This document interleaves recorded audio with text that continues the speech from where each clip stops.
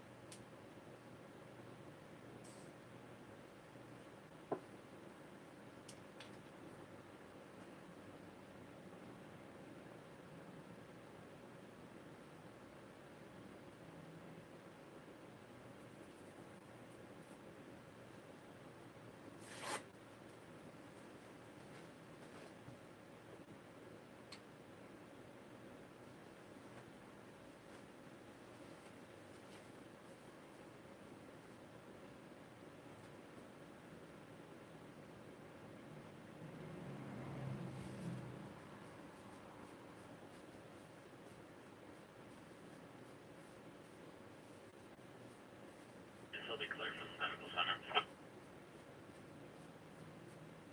10-4.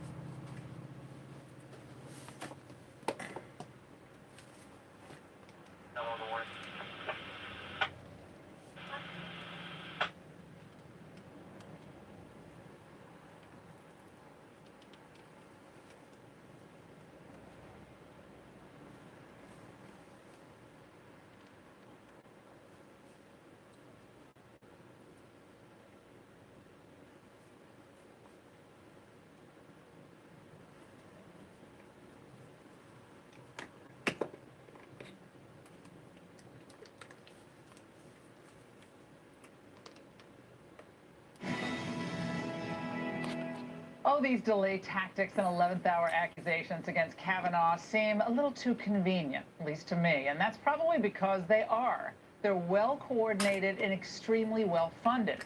America Rising, a Republican research group, has been diving into the latest anti-Kavanaugh efforts and found there is one particular bad actor behind many of the smears.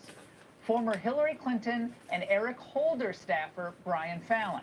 Joining us now to navigate the web of anti-Kavanaugh dark money is the researcher who compiled this report, Alexandra Wilkes. And on set with me is former Clinton advisor and pollster Mark Penn. Alexandra, give us a rundown of how this group, it's called Demand Justice, which is led by Fallon, is the tip of the anti-Kavanaugh spear. So in Judge Kavanaugh's great opening statement, he was mocked by some liberals for claiming that there's this calculated effort to smear him. And he's not wrong. The liberals have been leaving all kinds of breadcrumbs for us to trace.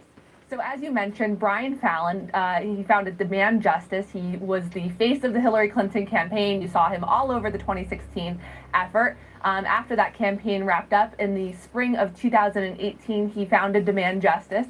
And his goal was to defeat whoever President Trump decided to choose as his nominee for the Supreme Court. So again, we're dealing with an organization that didn't even look to see what qualifications this person would have. They didn't care. They were going to defeat anyone. He goes to George Soros for some seed money. He gets it, and I'll let you jump in before I tell the next part of the story. No, so Soros then comes in, and we don't know how much he gave him, or we do. We have those facts. Well, so here's the thing. For as much as Democrats like to lament dark money, and by dark money, we're talking about money that comes from 501c4 organizations. These are contributions that are unlimited to these organizations and undisclosed. These groups were popularized by the Great Decision and Citizens United. So we're talking about Democrats who apparently deplore dark money, but they have set up not one level, not two levels, but 3 levels of secrecy in setting up this project. Demand Justice is a project of the 1630 Foundation. Those are both C4s. And it's partnered with Hillary Clinton's Onward C4 as well. That means that all of their filings are obscured within each other's tax returns, and we can't see them. So that's the rub. Mark, you've thought and spoken about how some of this could, and I say could, backfire on the Democrats. I know you're going to do some new polling over the weekend. Look, I don't think it's a surprise that there are groups on the Democratic side. They genuinely oppose this nominee and the entire list of Federalist Society nominees, and there are groups on the Republican side. We are here because a professor wrote a letter, and Senator Feinstein wrongly held that letter, but that's really why we're here. And I think the public wants some certainty here. Real questions have been raised. Even President Trump says that the professor's testimony was credible. And I think probably Senator Flake did the right thing. Maybe this is supposed to just take a week. Maybe it'll just confirm. Maybe it'll turn up something new. But I think people wanted more certainty before this vote. And I think they're going to get that.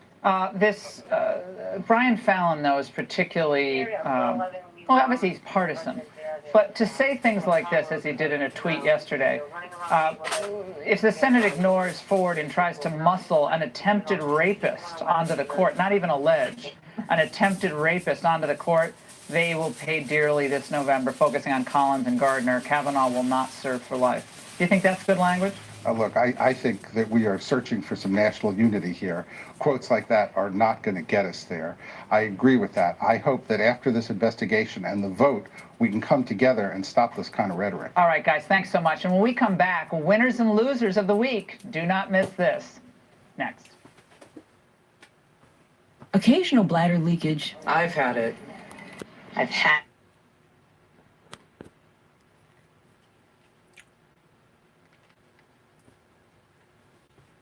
I'm just blocking the ads. We'll be right back after the ads.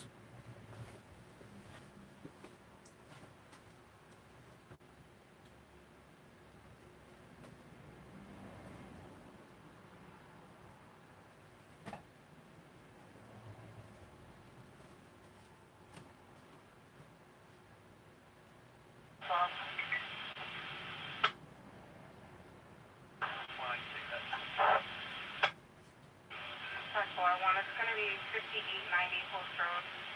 Unit from AJPD. Yep. Post on a French.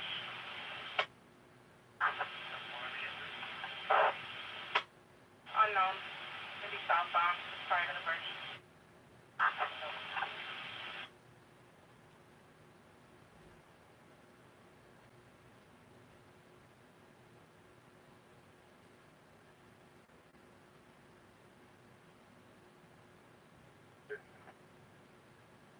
Police Greenwich, they just had a report of 3200, possibly a car versus DR Frenchtown at Post.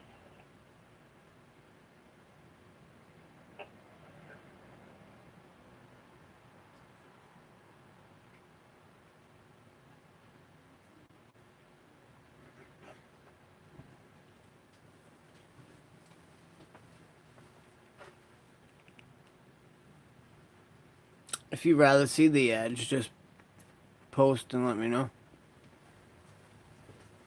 95 north. Crossing the Cranston now.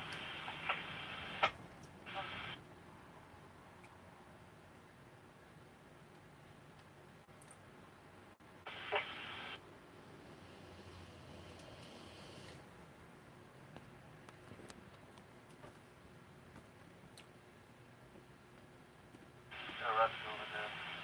Possibly DOH.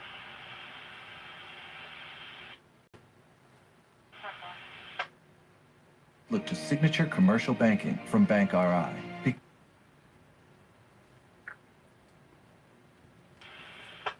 side of 412 518 Warwick Avenue, Brian Hope. See Equal Housing Lender.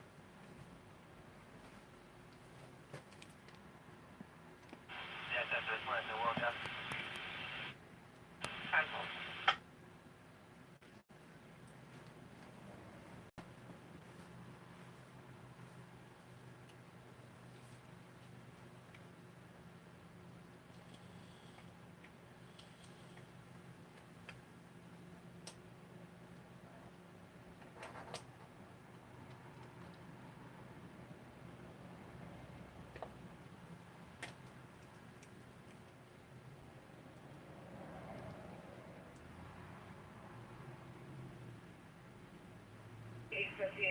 The reporting party just called back and advised his wife is familiar with the truck that's out there.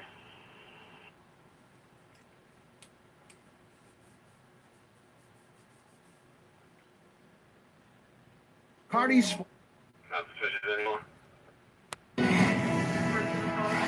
You bet. There are some big winners and major losers in this big news week. And to help me break it all down, I'm once again joined by Raymond Arroyo. Okay, Raymond, what's one of the biggest winners of the week? Well, to my mind, the biggest winners were those Judiciary Committee Democrats. They wanted an FBI investigation. They pushed and begged for it, demanded it.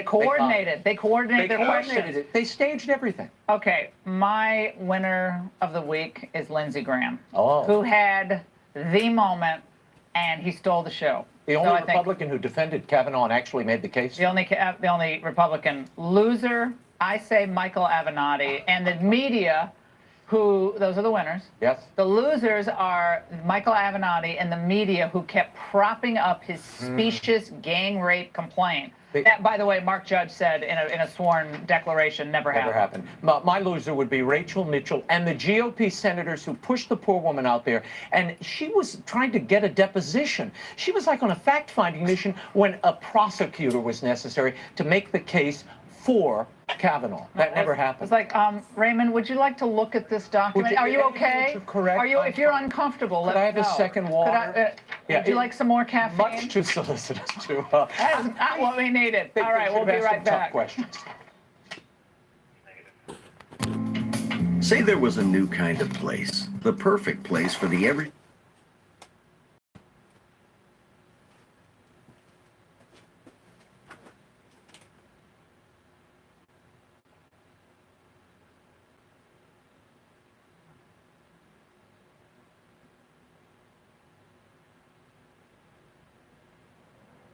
Welcome to the Home Convenience Store. Ace is the place with the helpful hardware, folks. Are you looking for vacation rentals? Search Home to Go Florida from $49. Home to Go California from $52. Home to Go New York $59. Home to Go, the world's largest vacation rental search engine. Home to go. My daughter and I, well, we tend to see things differently. But we both love Smart News. We trust it. Smart News has news from all sides. And we still get the stories we want. And she's definitely become more open-minded.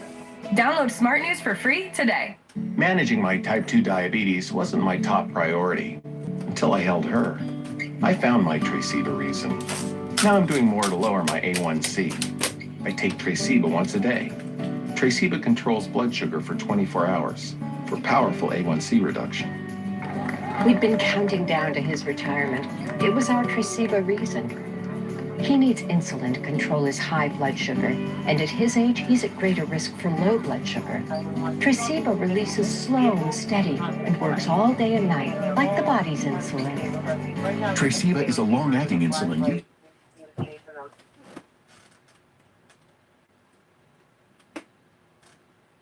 Levin, you might want to head that way.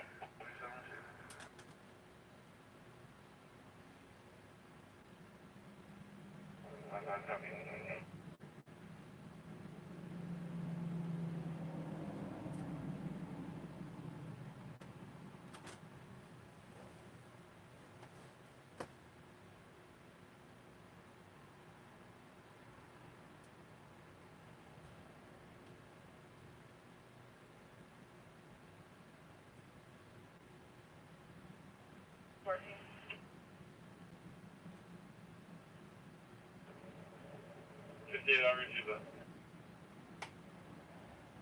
814, the same from South Main.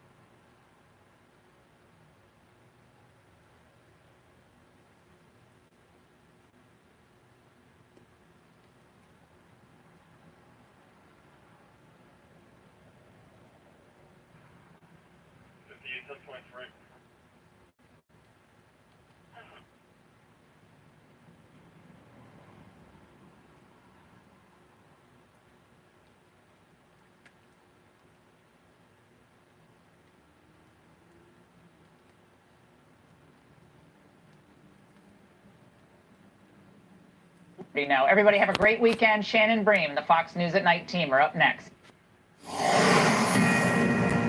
This is a Fox News. Judge Brett Kavanaugh makes it out of the Senate Judiciary Committee as President Trump calls for an FBI investigation. And late breaking news tonight, a senator who said he's a no may be holding back. Hello and welcome to Fox News at Night. I'm Shannon Bream in Washington. Delayed for the weekend, Judge Brett Kavanaugh's nomination to the Supreme Court takes a big step forward, but it's also now facing a delay as President Trump orders the FBI to conduct an investigation, all because of a last-minute condition set by retiring Senator Republican Jeff Flake. In just moments, we're going to talk to a former DOJ prosecutor who worked very closely with the FBI. He knows all about this background check process. He'll tell us what the FBI will and won't be doing next.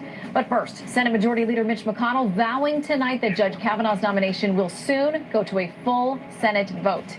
Chief National Correspondent Ed Henry with what happens next, and a bit of breaking news, it looks like, too, Ed. Yeah, Shannon, it's interesting. You mentioned that breaking news. The Times of Northwest Indiana is basically just posted a story on its website saying Joe Donnelly, the moderate Democrat, is facing a very tough re-election back in Indiana this morning. Before this breaking news had said that he would vote no on Judge Kavanaugh. He's now telling that local newspaper he's going to reserve judgment. He's going to wait to see what the FBI says and maybe could get to yes. This is a signal of the high stakes situation going on for the White House. The president has now ordered the FBI to provide a supplemental background check, which is a big risk because Judge Kavanaugh himself testified yesterday that every day is like an eternity. This could open the floodgates to more salacious and unverified allegations, having more time out there. But on the plus side for Kavanaugh, this could lock in yes votes from moderate Democrats like Donnelly, moderate Republicans like Susan Collins, and could, I underline could, ultimately get him confirmed. The big caveat is Kavanaugh could be confirmed as long as the FBI does not find evidence to corroborate Dr. Ford's allegations.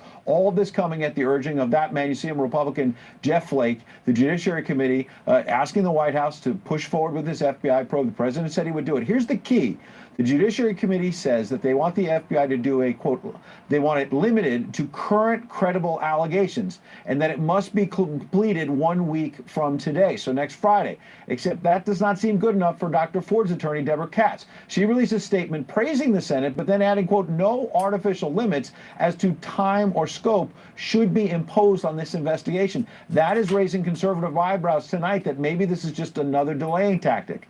But remember, Dr. Ford's team does not run the Senate. Mitch McConnell said this is going forward. This FBI probe could be done quickly. Kavanaugh's friend Mark Judge says he will cooperate, in fact, with the FBI. Remember, he has already told the Judiciary Committee he does not remember anything like what Dr. Ford said about that early 1980s incident in which Mark Judge was allegedly there. At least 5 key moderates, I mentioned some of them, they say they back this 1-week FBI probe. So if the president does in fact get a favorable report from the FBI and there's no new evidence, Kavanaugh may see support from those lawmakers right there. Republicans like Flake, Susan Collins, Lisa Murkowski, Democrats like Heitkamp, Joe Manchin, as well as we mentioned Donnelly. Now, this was brokered by Flake with the help of Democrat Chris Coons in an anteroom of the Senate Judiciary Panel as they were about to vote on the nomination. This allowed the committee to take one step forward. They reported out the nomination of Kavanaugh with a favorable 11-10 vote, but then took a pause. Watch.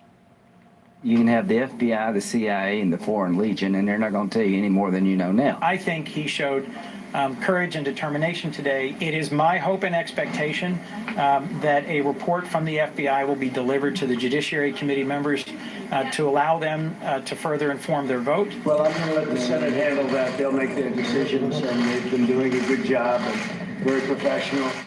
That is significant there as well, because President Trump was very positive in his comments. I'm going to stay out of the way. I'm going to let the Senate do its process. That's what Mitch McConnell and other leaders wanted. Also remember Republican Chairman Chuck Grassley, what he said yesterday about Democrat Dianne Feinstein, how she wasted nearly 2 months sitting on that original letter from Dr. Ford. That was valuable time where this FBI investigation could have started a long time ago, Shannon. All right, Ed, excellent point. Thank you very much. All right, President Trump tonight directing the FBI to dig into Brett Kavanaugh's background for a 7th time, saying, quote, I've ordered the FBI to conduct a supplemental investigation to update Judge Kavanaugh's file. As the Senate has requested, this update must be limited in scope and completed in less than 1 week.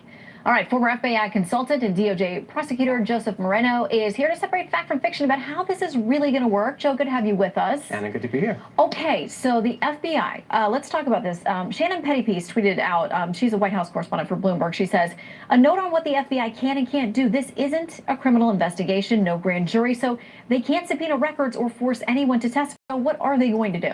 So, I mean, I think there's a lot of misconception because people think that there's going to be this CSI type effect and the FBI is going to swoop in, crack the case, and either vindicate Judge Kavanaugh or prove these crimes, prove these allegations true. The fact is none of the above. The FBI will gather facts. Now, normally this is done far prior, before we got into the process like this, when things are still confidential.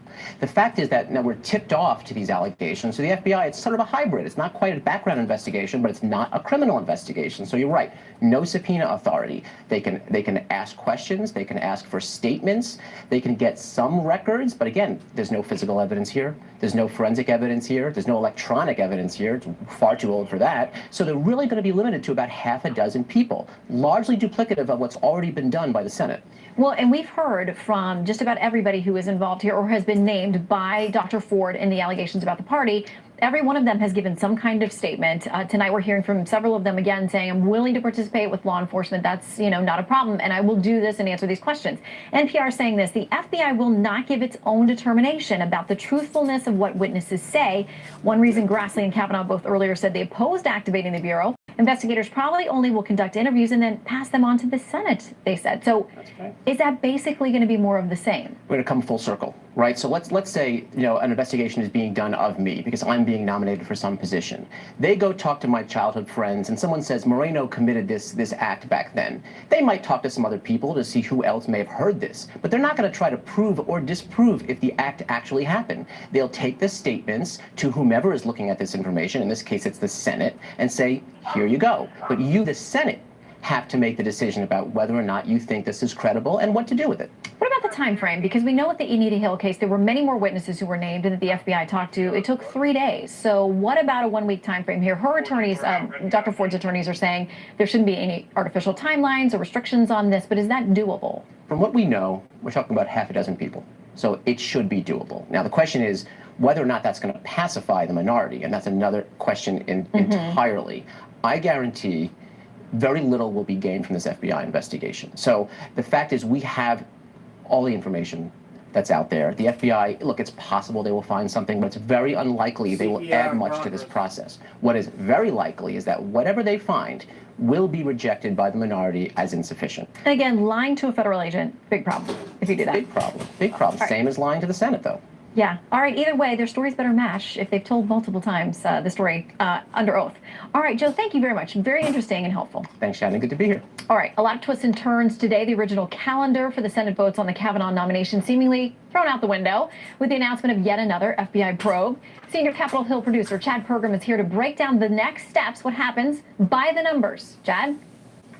Shannon, Senate action on the nomination of Brett Kavanaugh started like this. I move to proceed to executive session to consider calendar 1127. All in favor say aye. Aye. All opposed, no. The ayes appear to have it. The Senate is now likely more than a week from a confirmation vote on Brett Kavanaugh, but the Senate's now officially debating the nomination. In fact, despite the delay in a confirmation vote, McConnell even forged an agreement with Democrats to launch the Kavanaugh debate on the nomination a little early. The original plan had the Senate getting the nomination from the committee and waiting over the weekend to start debate on Kavanaugh. But the Senate won't meet this weekend, as was the original plan. There won't be a big procedural vote to break a filibuster on Monday, and there won't be a big confirmation vote on Tuesday. What's notable about the Kavanaugh timetable is what McConnell didn't do tonight. The Kentucky Republican didn't move to cut off debate and overcome a filibuster. That's the next thing to look for. The process takes 4 days. On day 1, you move to cut off debate, what's called a cloture petition in the Senate.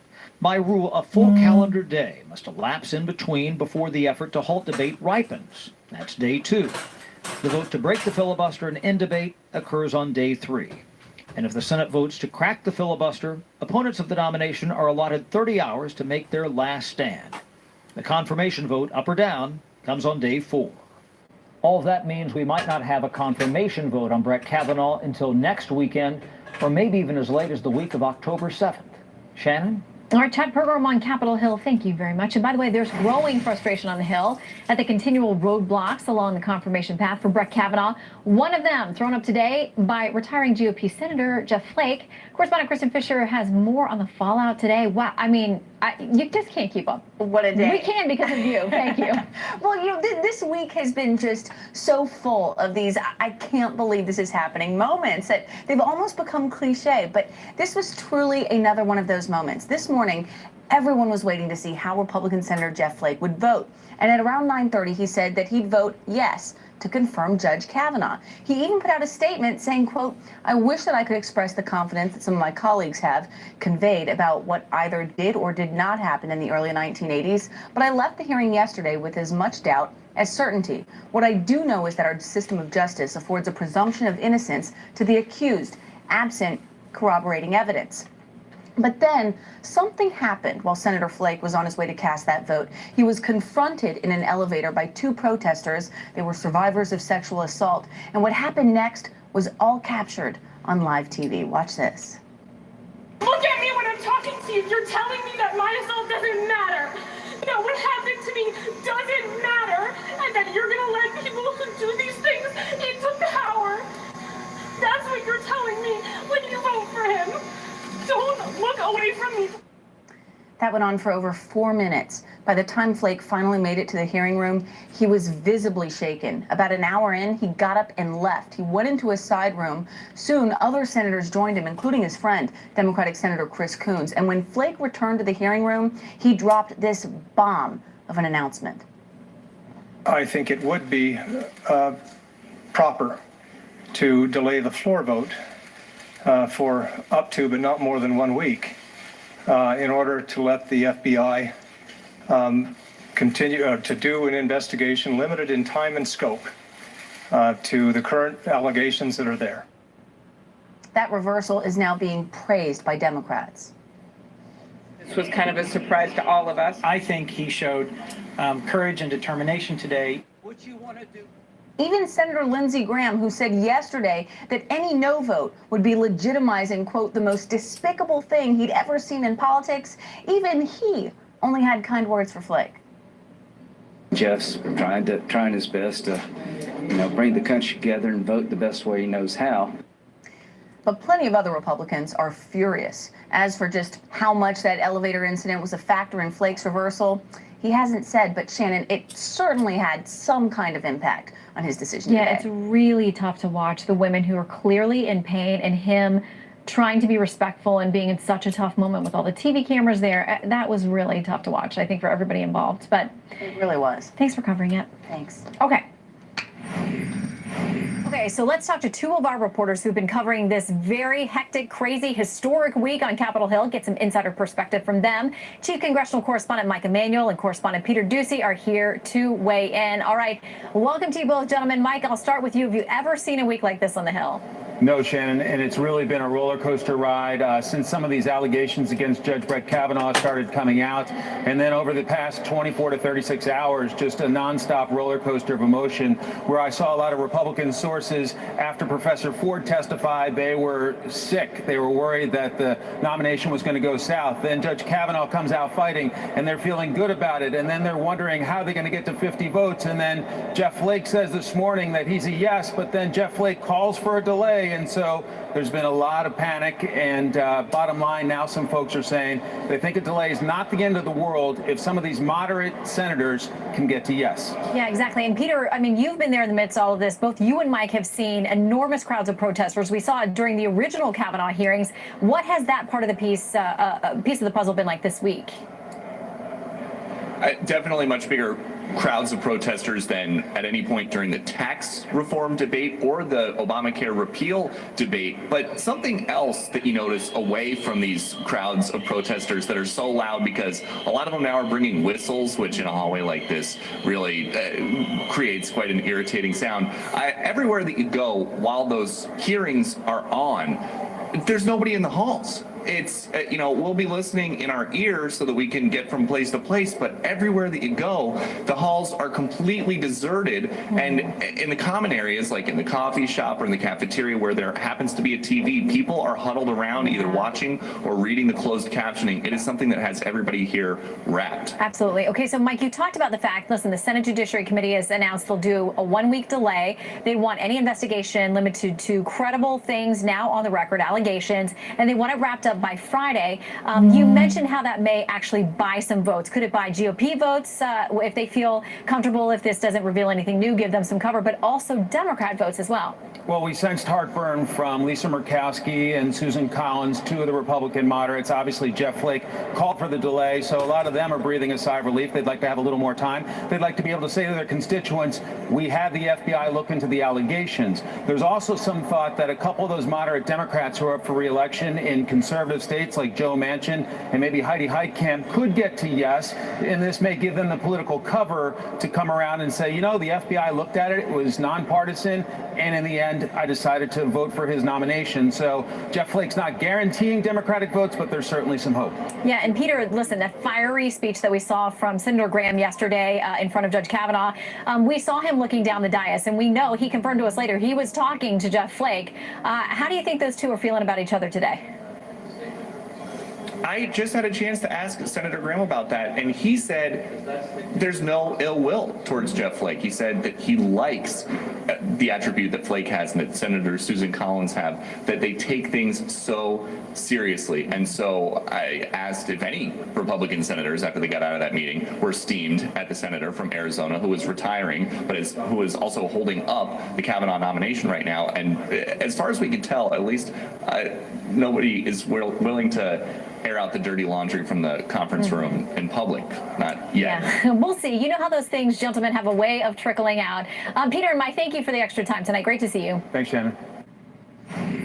All right, so tonight you've got the latest details and now the calendar for moving forward. But what about the politics of all this? The stakes are huge in the Kavanaugh confirmation battle. Tonight's Power Panel is here to dig in. Carrie Severino, Kurt Schlichter, and Erica Sacken live after the break.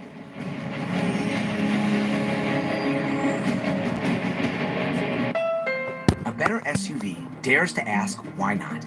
Like, why not versatile? Master of all seasons, all the prizes kind of versatile. Why not turn up the comfort? First class comfort. Why not make it rugged? Real rugged. But also smart. And of course, reliable. Friend picking you up at midnight, reliable. And why not end with a big statement? Honda, awarded Best SUV Brand for 2018. I think the best companies succeed as a team, and our shirts from Custom Ink help bring us together. We just upload our logo, and if we have any questions, customer service is there to help. Custom Ink has hundreds of products to help you look and feel like a team. Get started today at customink.com.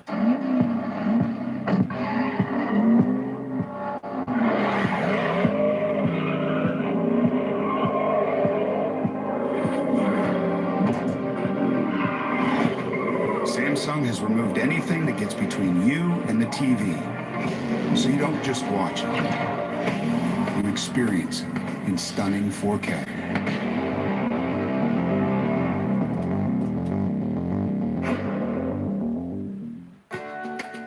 If you have psoriasis, little things can be a big deal. That's why there's Otezla. Otezla is not a cream. It's a pill that treats moderate to severe plaque psoriasis differently. With Otezla, 75% clear skin is achievable. Don't use if you're allergic to Otezla. It may cause severe diarrhea, nausea, or vomiting. Otezla is associated with an increased risk of depression.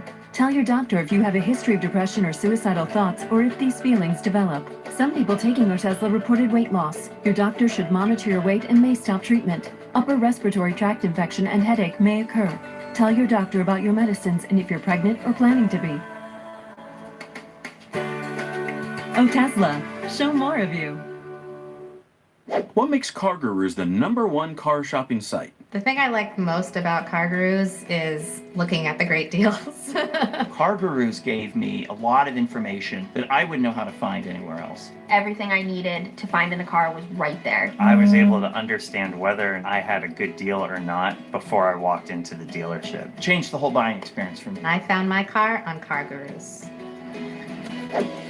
Go to CarGurus today to find great deals from top-rated dealers near you. So let's get to it.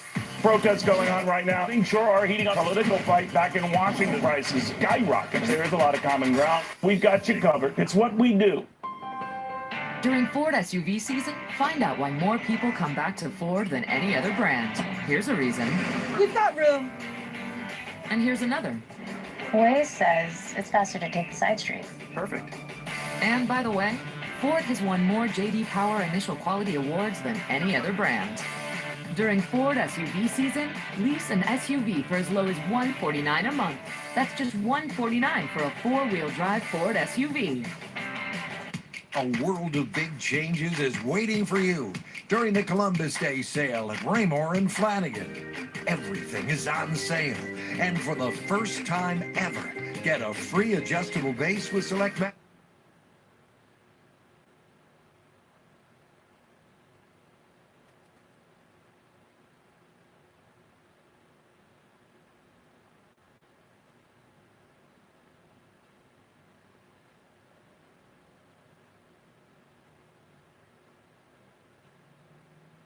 Worst in the world of politics, with anger growing by the day and the partisan bickering at an all-time high.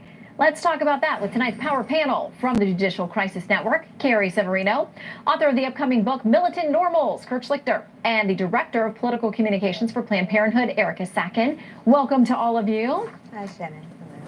Nice to be here. Okay, so let's talk about this a little bit. We have a tweet from Senator Dianne Feinstein, of course, the ranking member on the committee. She says, Judge Kavanaugh did not reflect an impartial temperament or the fairness and even-handedness one would see in a judge. He was aggressive and belligerent. He should not be rewarded with a lifetime Supreme Court seat. Carrie, you've been backing him. What's your assessment of her assessment of his performance this week? She wasn't going to be happy. She'd already decided she was going to vote against him. Look, today we got one step closer to having Judge Kavanaugh on the Supreme Court. He's out of committee now. He'll be considered on the floor. And I think that's great news because while we heard impassioned testimony on both sides yesterday, we ended the day kind of where we started. It's not even a he said, she said. It's a she said, nobody else said. We've got everyone who she put at the scene who says, I don't remember this party happening. Several of them saying Brett Kavanaugh wouldn't do something like this. Her close friend Leland saying, I don't even think I knew him, even though she's very supportive of her friend. She says, I don't remember this at all. That's a problem when we're talking about putting, making someone's reputation stand or fall on completely uncorroborated allegations. So, and I think that's most Americans agree with that. We did some polling overnight, and when you looked in Arizona, for example, where Senator Flake is, it was strong polling saying people thought that Kavanaugh should be confirmed. But boy, when you look somewhere like West Virginia, 30 points. I mean, that's gone up from already it was high, but a 30-point difference is a pretty big deal, and that holds strong for independents and women as well. So I think those red state Democrats are going to have, and North Dakota is very similar, very strong support for and they've Kavanaugh got a lot to think about now because this FBI investigation, which the left has been asking for the whole time, finally the White House accedes to that. It now carries out next week, and we'll see what the results are and then what the vote turns out to be if we get there. All right, Ian Millhiser tweets this. After this has to do with the confrontation that Jeff Flake faced. If you've watched that, we talked about how uncomfortable this was for everybody involved. He said, tell me again why we shouldn't confront Republicans where they eat, where they sleep, and where they work until they stop being complicit in the destruction of our democracy. Erica, is that the most effective way? I mean, a lot of people think that's what changed Jeff Flake's mind about how to proceed.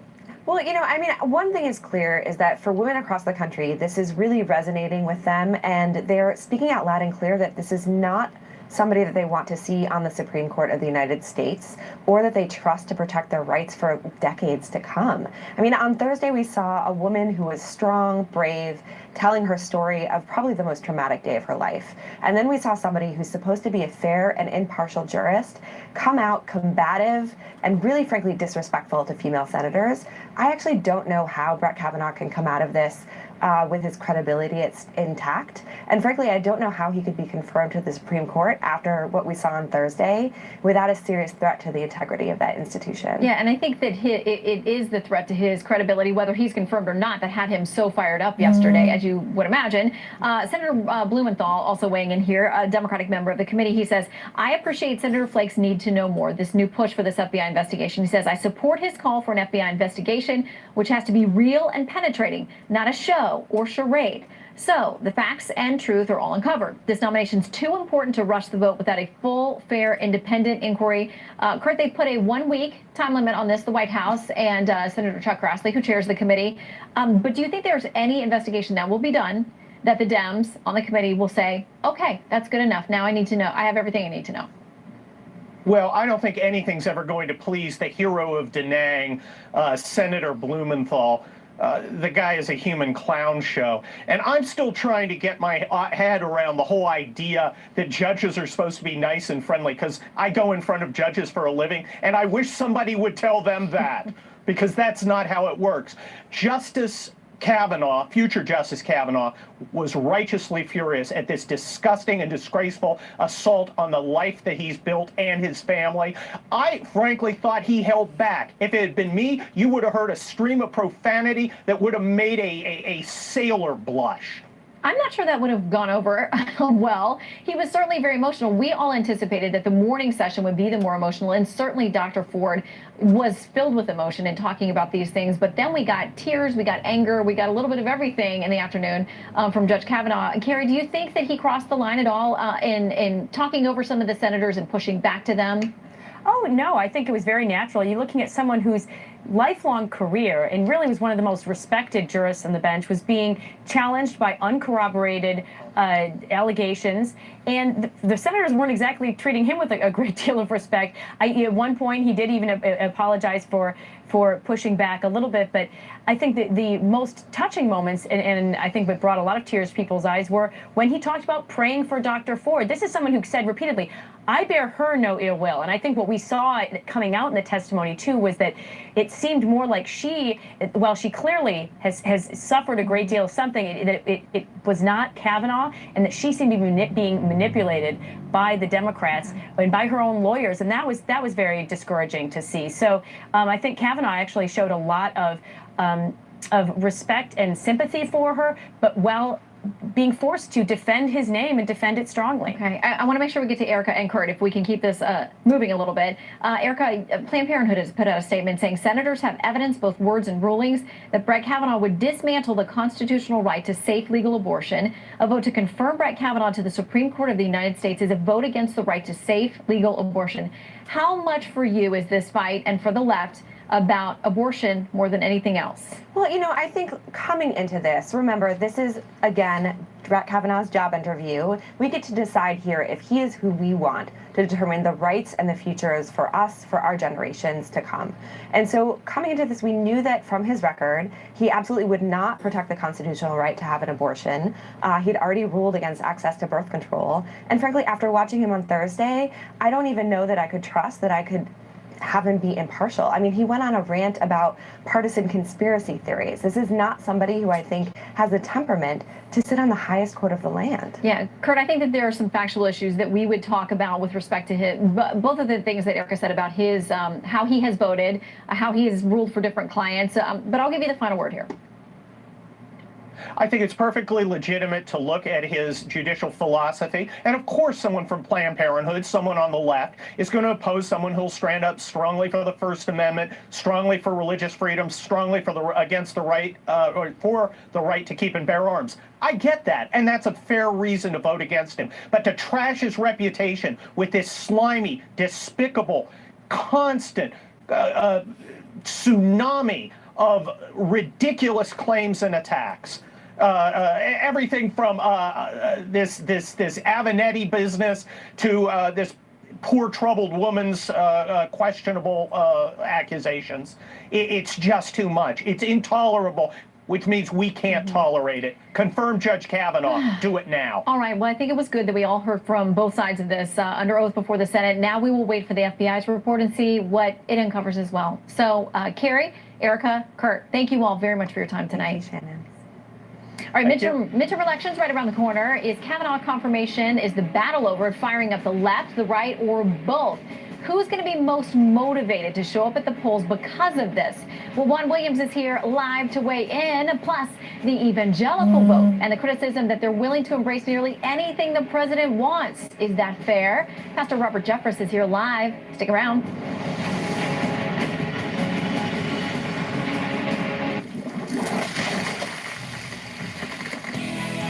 Life happens everywhere, like it never even happened, only happens here.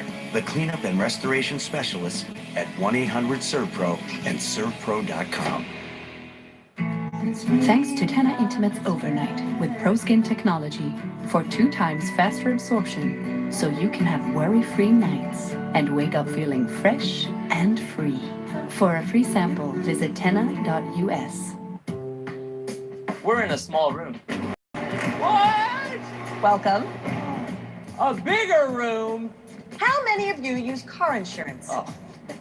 Well, what if I showed you this? Ho, ho, ho! Wow. It's a computer. We compare rates to help you get the price and coverage that's right for you. That's amazing! The only thing that would make this better is if my mom were here. What? An unexpected ending! How often do you get a good night's sleep? I'm tossing and turning, and I'm worried, and I have anxiety. According to a major publication, lack of sleep can impair your memory and concentration, cause weight gain and depression. I can't think straight. My brain is foggy. Wouldn't you like to get the kind of deep,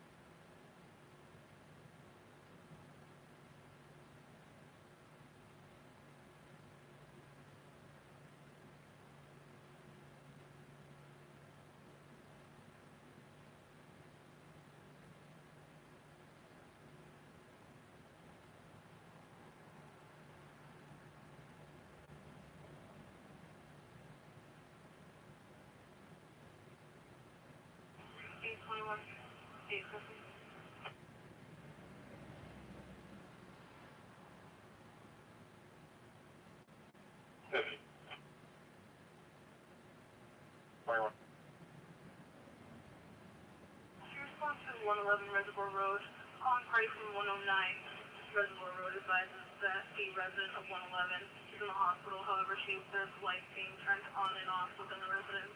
Doesn't believe anyone should be there at this time. Careful.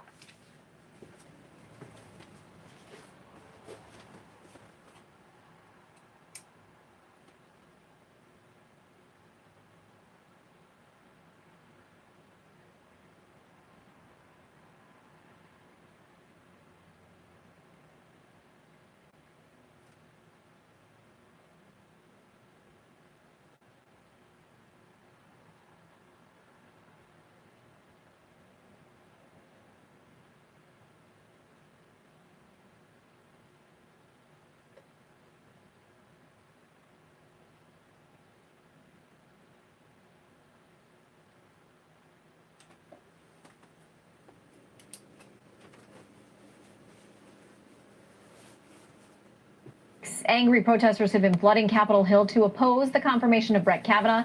Today was no exception. Let's bring in co-host at 5 right here on Fox News, Juan Williams, Fox News contributor, senior pastor at First Baptist Church, Dr. Robert Jeffress. All right, we're going to start first with Juan, and we'll come back to you, Pastor. Juan's new book is out. It's called, and I'm quoting grandmother, "What the hell do you have to lose? Trump's War on Civil Rights." It stems from this moment when then candidate Donald Trump directly addressed black voters.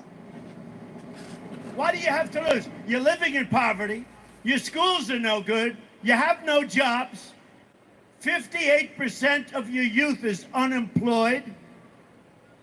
What the hell do you have to lose? Juan, you know, have you been thinking about it? And you said that's the title to a book for the last couple of years since he said it. You know, Janet, it's so rich in terms of the comment because he was speaking to a white audience outside Dimondale, Michigan, and lots of people thought he was appealing to the black community, but in fact, he wasn't speaking in a black community or to a black audience. He's speaking to an overwhelmingly white audience. And he was really, I think, saying, you know, this black community is dysfunctional and dangerous and lots of violence, and potentially these people are spreading out and a threat to you. And he presented himself as the hero, you know, stopping these barbarians. And so I thought it was a very racially tinged comment. Okay, so listen, you know that he talks all the time about how he did direct outreach and the fact that unemployment for African Americans is at historic lows. I mean, since it's been recorded. Do you think he's been a plus at all to the African American community? No, I think he scared people. I mean, for example, in the little bite that you played, Shannon, he said 58% of your youth are unemployed. That is such hyperbole and not true. But again, I think it was to draw a very desperate picture, one that would scare people, especially white people. When you ask about, for example, anytime that race is brought up with President Trump, he says, look at the unemployment rate. It's a historic low in my administration. He doesn't mention that 90% of that reduction came under President Obama. Well, Juan, he has been the president for 2 years. At what point does he start getting credit for what's happening in the economy now? Oh, he does. I think he deserves credit for continuing the growth of this economy, taking us out of the deep recession we were in. I don't think there's any question about that. But I don't think it's therefore legitimate to say, hey, I did it all. I don't think that's the case. We're setting records in terms of the number of months of continuous growth in our GDP, gross domestic product. And obviously, most of that took place in the previous administration. All right. Now, you know there are going to be those who are not happy with that argument. And we were really going to talk about the Supreme Court because I know that there are those who think that minorities are under threat because of the president's handling of the Supreme Court and because of his new nominee. A headline from The Atlantic says the fear driving conservative support for Kavanaugh, saying liberals fear if they lose the Kavanaugh fight, minorities, women, and the poor will lose basic rights. Conservatives obviously don't see it that way. We're going to debate that as we move on. So, Juan, come back. Best wishes with the book, and we always love to hear what you have to say. Shannon, thanks for having me on. I really appreciate it. All right, even though you know we're going to hear it on Twitter, so I'll let you deal with that. It's Real Juan Williams, at Real Juan Williams. All right, thanks, Juan. All right, now let's turn our focus to evangelical voters. We've got Pastor Robert Jeffress, also author of a brand new book, Choosing the Extraordinary Life. Pastor, good to have you with us. Thank you, Shannon. Okay, now you know that the religious community is taking a lot of heat. We have talked about this many, many times because of what looks to be an unflinching support of President Trump because of issues like pro-life judges and, you know, repealing Planned Parenthood funding and that kind of thing. Critics say that you're willing to allow a lot in service of getting those things done. I want to read something from BaptistNews.com. They say nearly half of white evangelicals say Supreme Court nominee Brett Kavanaugh should be confirmed even if sexual assault allegations against him are true. That's according to a new Marist poll. It goes on to say the numbers support claims that evangelical churches are among the least safe places for victims to report physical or sexual abuse. How do you respond? Well, look, I think if there were an actual sexual assault here, he would be disqualified if for no other reason than he lied about it. But look, let's be clear what is going on here. You know, nobody could have watched these hearings yesterday and not be moved with sympathy for the obvious pain Dr. Ford was in, or moved with empathy for the hell Kavanaugh is going through. But there is something bigger at work here. I think evangelicals and conservatives are watching the left destroy the most basic foundation of not only our judicial system, but of God's judicial system that dates back to Moses, and that is the presumption of innocence for the accused. And if we ever allow the left to take that from the accused and give it to the accuser, we're going to have chaos. And Shannon, I've got to say this. I believe this more today than I did last week. I don't know who's telling the truth in this situation, but I know that Democrats don't care who's telling the truth, or they would have had an FBI investigation 6 weeks ago. They don't care about the truth. All they're trying to do is delay and derail this nomination. And I'm afraid by his actions today, Jeff Flake has become a facilitator in that Democrat plan to derail the Kavanaugh confirmation. Well, what do you think about the fact that a lot of people think that Flake maybe has actually given cover to a number of people who are either these red state Democrats or Senators Collins or Murkowski, Republicans who could be on the fence, or others who say, listen, if you go through with the FBI investigation and they don't find anything new or anything more supportive of what Dr. Ford has alleged, they'll be more comfortable. He said, I don't know if it's going to change votes, but Flake said, I don't know if it's going to change votes, but it would make people more comfortable with the process. Maybe you do gain a couple of votes for your nominee in the process. I tweeted this out today. It already has 7,000 likes. Dealing with the left is like dealing with the devil. You gain nothing and lose everything. I can tell you, Shannon, there's not anything to gain from this. Not one Democrat mind or vote is going to be changed, no matter what the moderates are saying. But there's a lot at risk here. The longer this goes on, the more unsubstantiated allegations you're going to have. And there's a point at which, I don't know where it is, the American people say, I can't understand this. I can't sort this out. I'm fatigued. Let's move to the next person. Well, that is the risk that's going on here. I think all of us trying to keep up with this are genuinely fatigued at this point. There's no sleeping because there's a new development if you blink for 5 minutes. We'll see where we will track this every step of the way next week. But let me just give you some hope here. Somebody wrote in and said, can you give us some hope on Shannon's show? First of all, God is in control. All right. And secondly, make it quick. I can guarantee the next Supreme Court judge is going to be a staunch conservative, whether it's Kavanaugh, Barrett, or somebody else, because the president has pledged that, and he has a 100% success rate in keeping that promise. All right, Dr. Jeffers, thank you very much. Have a great weekend. Thank you, Shannon. All right, Rod Rosenstein still employed at the DOJ, but not out of the woods yet. New calls from congressional Republicans who want him to testify about alleged comments about getting rid of the president. And later, a new security breach at Facebook affects millions. The FBI is involved. Why you should be concerned after the break. Now at Arby's, you can get 30-year.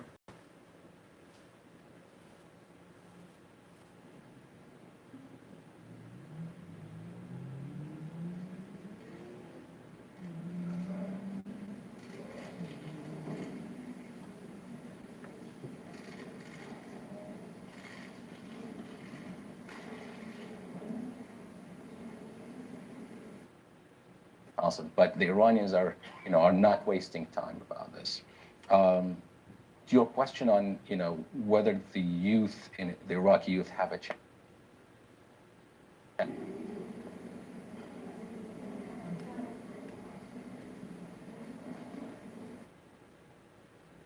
Waiting.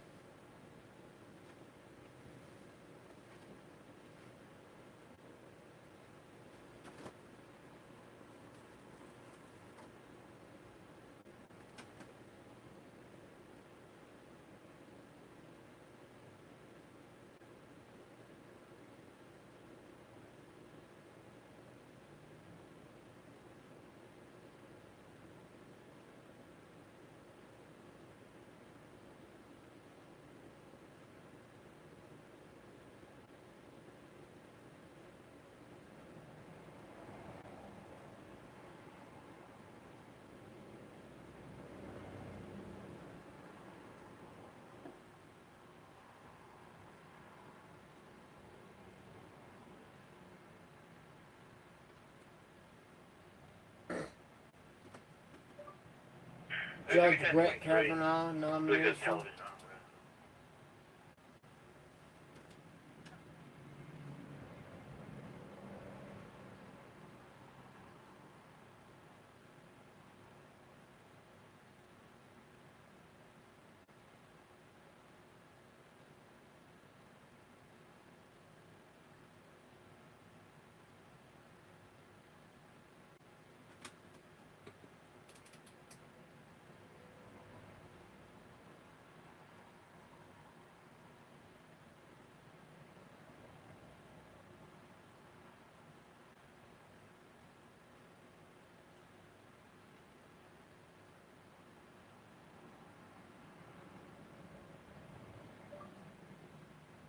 Dear Senator Whitehouse, I would like you to vote yes on Brett Kavanaugh's nomination.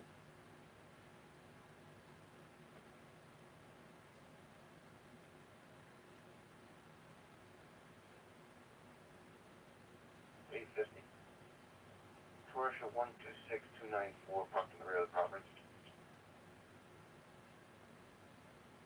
Can you repeat the beginning? I cut you off. Commercial 126294.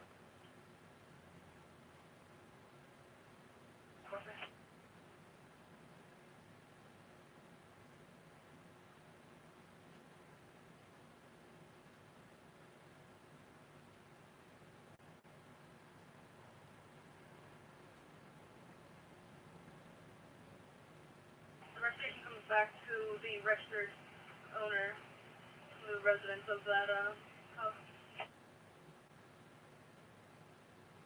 I think he's going. What was his name again? First name Gilbert, last name Dion. The number two with the Justice Department still on the job, but Rod Rosenstein still also in the hot seat. President will not meet with the Deputy Attorney General until next week, but tonight, some House Republicans say they've got new support to get Rosenstein to the Hill for closed-door testimony. Congressman Mark Meadows, the chairman of the Freedom Caucus, tweeted leadership has agreed to call Rod Rosenstein before Congress for a closed-door hearing so he can explain his alleged comments on wiring the president. If Mr. Rosenstein fails to show up, we will subpoena him. No official date has been set. Well, new tonight, the FBI says it is in contact with Facebook about another massive security breach. Up to 50 million accounts were reportedly hacked. Correspondent Trace Gallagher is here to tell us why you should be concerned. Trace? Shannon, Facebook says the hackers got access to the system by exploiting the View As feature. That's what you click on when you want to see how your profile looks to the general public. And once the hackers got into View As, it allowed them to steal Facebook access tokens. Those are digital keys that keep you logged in, so you don't have to re-enter your password every time you use Facebook. The access tokens were then used to take over people's accounts, 50 million of them. The company says passwords and credit card information was not stolen, but things like names, gender, hometowns were taken. And here's the big headline. The hack gave the attackers full control of the accounts, meaning if they took over your account, they could send messages, post pictures and notices as if they were you. Today, Facebook held a couple of conference calls trying to tamp this down, with CEO Mark Zuckerberg acknowledging there is work to do. Quoting now, "We're continuing to improve our defenses, and I think that this also underscores that there are just constant attacks from people who are trying to take over accounts or steal information from people in our community." Zuckerberg went on to say there's no indication of who's behind the attack or whether it could be state-sponsored. Remember, earlier this year, Facebook was hacked by Cambridge Analytica, a political consulting firm that stole raw data from 87 million Facebook users. After that attack, Zuckerberg was called before Congress. This time around, Facebook says it is working with the FBI and working on better securing its site. We should note that along with the 50 million users who were hacked, Facebook has reset access codes to an additional 40 million. So in all, 90 million people will have to log back into their accounts before using. Shannon. Trace Gallagher, thank you very much. Well, Hillary Clinton back on the campaign trail, getting involved in a high-profile race. That is in our Real News Roundup. Plus, she's making a guest appearance on a sitcom reboot. Emails. I do have some experience with emails. And later, the Democratic governor of the Golden State vetoes 2 immigration bills backed by his own party. Why? Details just ahead. There's nothing.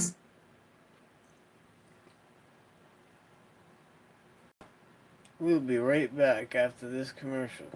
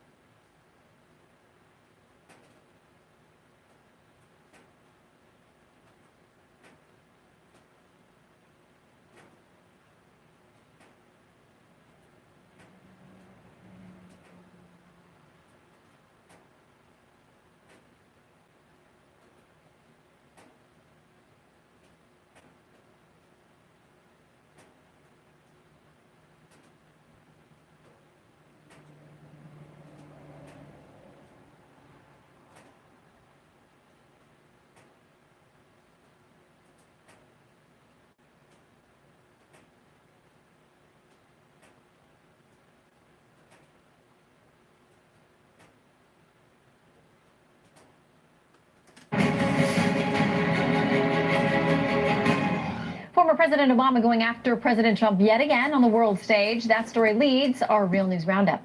Obama addressing business leaders at a forum in Finland, offering a bleak picture of American and global politics. He also had this to say about those who fear globalization.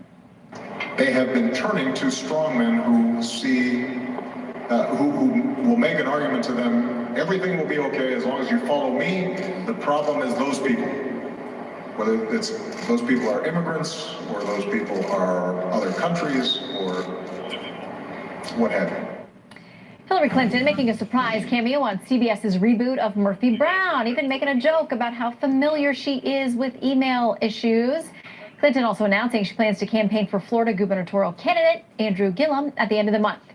The reaction mixed. Miami filmmaker Bill Corbin quipping on Twitter, even Hillary voters don't want to see or hear from her again. Sure, some still do. California's Democratic governor vetoing 2 bills backed by members of his own party on some very hot immigration issues. National correspondent William Longinus is in Los Angeles with more on why the governor made the break. William? Well, Shannon, this was a bridge too far, even for Governor Jerry Brown, who last year made California a sanctuary state. Yesterday, Brown vetoed 2 bills giving illegal immigrants more rights. One would allow them to serve on state boards and commissions. Now, in vetoing the bill, Brown said, quote, I believe existing law, which requires citizenship for these forms of public service, is the better path.